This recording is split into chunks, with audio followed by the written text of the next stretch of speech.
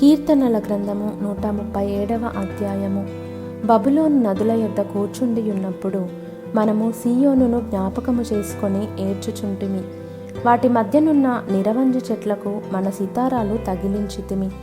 అచట మనలను చెరగొన్నవారు ఒక కీర్తన పాడుడి అనిరి. మనలను బాధించిన వారు సీయోను కీర్తనలలో ఒక దానిని మాకు వినిపించుడి అని మన వలన ఉల్లాసము గోరిరి. అన్యుల దేశంలో యెహోవా కీర్తనలు మనమెట్లు పాడుదుము? యెరూషలేమా, నేను నిన్ను మరచిన ఎడల నా కుడి చేయి తన నేర్పు మరచునుగాక.